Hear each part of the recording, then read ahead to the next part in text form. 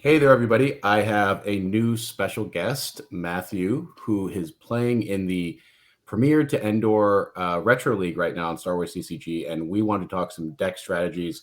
Andy, I hope your feelings aren't hurt. We love you on the channel, but I figured it'd be fun to get a new and different voice. So we're going to talk a little bit about dark side meta. We're going to talk a little bit about light side stuff. So Matthew, do you kind of want to just get us started here? Sure, yeah, I'm Matthew. I'm a NARP, new and returning player. I played casually as a kid back in the day, right? But I was young and just played with what I had. Also, probably didn't follow the rules, right? I know I Right, didn't. no, yeah, I don't think anybody does, Like, what for is the first time. attrition? How does transporting from a planet to I never really figured those rules out. Right. Well, I played briefly online about 10 years ago with Holotable, but no rules enforcement there. So I really like GEMP and that it has all the rules built in. And I always assume GEMP is right and I'm wrong, and I'm usually right. Yeah, no, I think that's right. It's really nice to have rules enforcement because there's a lot of rules in Star Wars. So I'm going to bring up the deck here. Sure. So this is for the Premier to Endor League. And as far as I know, this is kind of like a new format because previously, even up to a couple weeks ago, some sets were in the format that really shouldn't have been, including the enhanced Jabba's Palace, enhanced Cloud City, and third anthology. So these formats, this format doesn't anymore allow these. And even though the sets were rather small, it omitted some key cards. So kind of exciting to explore new territory. And importantly, in these sets, we had Crush the Rebellion. So that was something that turned off some strategies that Lightside employed in earlier formats, including Revolution and Clash of Sabers. So Evader now is immune to sense, and you can pull it, and that cancels Revolution. You also lose some of the bounty hunters with their guns, like Forlom and IG-88. Dark side space is a lot weaker because you don't have Zuckuss and Miss Hunter. You also lose like Mara with Saber. Light side loses Prophet. They also don't have the things needed to get Echo Base going as well. So things that you might have taken for granted playing Endor previously are no longer around. So that kind of means that Throne Room Mains is the top dog for Lightside. And briefly, the idea with Throne Room Mains is you force choke your opponent by giving them little to no force. You flip all their sights, take away, their force activation that they're playing. 2-0 sights now become actively detrimental, right? Giving 2 force to the light side and not getting you any. And then they kind of just beat you down with EPPs, Obi-Wan with Saber and Luke with Saber. And light side gets basically all the mains with guns, and dark side doesn't really have any of that because of those omissions. So yeah, dark side pretty much just has Vader with Saber, right? Or I guess you get Boba with gun, but that's about it. Yeah, I think this format's funny because it has 1 foot sort of in the past and 1 foot in the future, and so many people are used to that Premier to Death Star 2 that this is sort of like a fun twist on it. You can't do all the same stuff, right? And something that you get in Death Star 2, which really changed the game, is the ability to start 3 effects. So you only have the effect that lets you, or this interrupt that lets you start 1 effect for each side. So you have to kind of pick your favorite effect, and you can't stop everything, right? And you don't get the effects that let you get extra activation for docking bays. So you're kind of having to pull your sights manually. So you choose your favorite effect and go from there. And my favorite effect is Expand the Empire. So that's an interesting choice. yeah, well, the idea here is I'm trying to make a shell. This is more of a shell that's customizable that doesn't get turned off by Throne Room Mains and their Revolution. So what I think the most popular dark side deck is going to be is Hunt Down and Destroy the Jedi with or without dueling.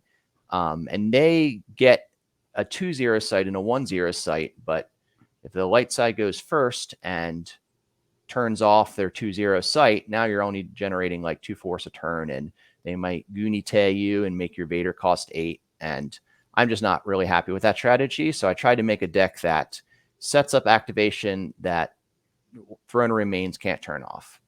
So if I pull up the starting plan here, what we're going to do is start Jabba's Palace.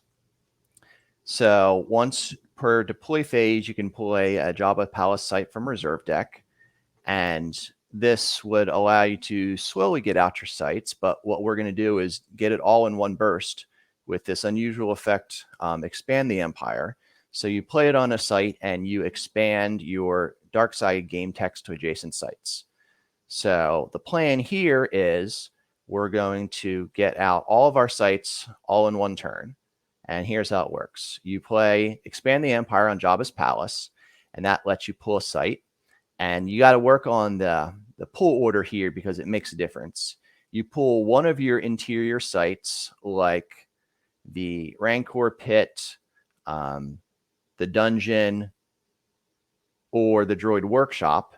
And now, once you've pulled that, the Jabba's Palace text is expanded to this new site as well.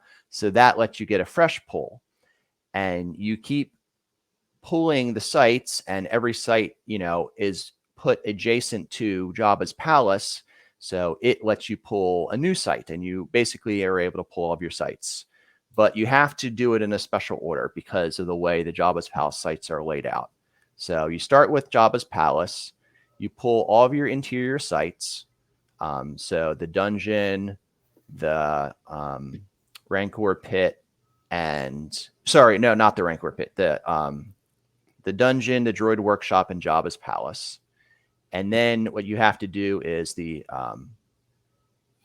entrance chamber has to go next to Jabba's Palace. So you pull that second to last, and Rancor Pit has to go all the way at the end. So you pull that one last. And if you mess up your pull order, you might not be able to get them all, but it requires just a little bit of practice, maybe before your first game using the deck. But the end result is you have 8 icons and you only give away 2. I mean, that's a tremendous going to turn 2, having like 9 force generation. Yes. Yep. And importantly, Jabba's Palace itself is immune to revolution. So if Throne Remains is going first, you don't get turned off by them flipping your site. You do need to occupy it. So if they try to stick a guy down, you're going to have to put down one of your characters, which is okay because you can just walk away at the end of the turn to one of your entrance cavern, which is a 1-0 site. So they would need like a spy to get you. So that's kind of the plan. After turn 1, you have all of your Jabba's Palace sites. You are activating 8 and you're only giving away 2. So that also gets all the zeros out of your deck, which is going to be great for your deck. And also, I guess on first turn, you're activating 2. So there's a good chance, or I guess 3. So there's a good chance that you're going to pull all these from your reserve deck. They're not going to be in your force pile more than likely. Right. Yeah. And, if they are, you can draw up or do it again next turn. And you are probably going to get 3 to 4. If you're playing against Throne Remains, they can't usually turn off all of the dark side icons in the first turn. Usually they need 2 turns to get the 2 nudges out. So that's kind of the plan. And then this is a shell. You have a bunch of force and you kind of go from there. This is the safe build where I just play kind of good stuff. You have a bunch of pilots that add 3. You hide your characters in vehicles so you can't get hit by sabers. Your damage output isn't great, so I actually do float a couple of sites to, stick a vehicle or 2 at. So I have 2 Endor sites that both are drain +1, and even if they do get flipped, now there's 2 dark side icons, so they drain for 2, and you can move back and forth with your ATSTs as a react. So that's the plan. You have some effects that help you with other matchups. Like I think the second most popular deck is going to be some kind of hidden base space deck. You want to get out Your number one effect is Search and Destroy, which does a damage during each player's turn if they don't have a character at a battleground site. And then there's the Hidden Base kind of hoser, although I'm not sure how much it actually hoses them, which is, where is it here?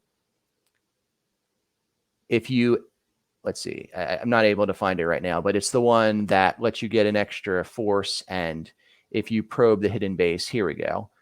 They lose a bunch of force, and you don't take battle damage where you have a probe card. So the plan is to fight Throne Remains and Hidden Base. But you're kind of flexible enough that you can customize it for whatever matchups you're expecting. So what's the space package is pretty modest, I guess, but with the dreadnoughts, you have enough where you can probably probe, put a couple pilots on it, move on. Right. Well, Dark Side space is terrible in this format. So, you don't have Zuckuss and Mist Hunter. You don't have a Boba in his ship. You really only have dreadnoughts. You get Bosk in his ship, which adds a destiny, but it's really expensive. So the dreadnoughts are your least bad option. They're good destiny. They're ability 2. They're not too expensive to deploy, but you really don't want to be going to space. You'll notice I don't even have any space locations in here. The idea is to get there, to probe the hidden base and get out. And light side has Super Falcon, which is Captain Han, Falcon, and Leia with gun, which is 3 destinies, the ability to cancel a destiny and redraw, and immune to attrition less than 5. So you're just not beating that. So you want to try to only commit to space if you really need to. Otherwise, you're trying to do your damage on the ground. So ground package. I mean, this is a pretty interesting deck. You got a lot of stuff in here. You see, you got first strike. You're going to be really battling on the ground quite a bit. Sort of resistance. I mean, sort of like these key pieces. I think for folks that are thinking about building decks, a lot of the effects he's running here are just really good, versatile effects. These are probably just the top 15 effects in this format, right? For Dark Side, this is. Right. Yeah, kind of just a good stuff package here. There's kind of an effect for every situation, but there's no one effect for every situation. And you only get one to start with, and we're using that up with Expand the Empire. So we're trying to just float a bunch of good effects that'll help us out in different situations. A couple quick questions. Have you thought about adding a couple more Twi'lek advisors in just to sort of, help tutor out some of the effects you want? I think you have one there? I've got 2, and Two. one of them is going to be lost because you used it to start. I could consider that. Yeah, definitely. And if you have a read on the meta, you can put in some silver bullets and, pull them out and try to hurt the opponent's strategy. But I feel like there's lots of interesting underexplored strategies. Like I saw a Tyron Y-Wing deck, which, I mean, I had never seen before. It's kind of interesting, and I don't have the bullet for that. So you kind of just play good stuff and hope to draw what you need in the situation. Can you talk about the creature you have in here? I think a lot of people are daunted by creatures. What do you do with them? So Yeah, so this is Bubo.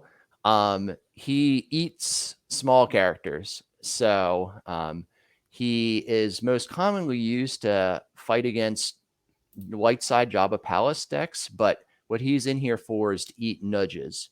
So he can come down even if you don't have any force icons, and you'll have to look up the creature rules, but the purpose of him in here is he eats both nudges in one turn.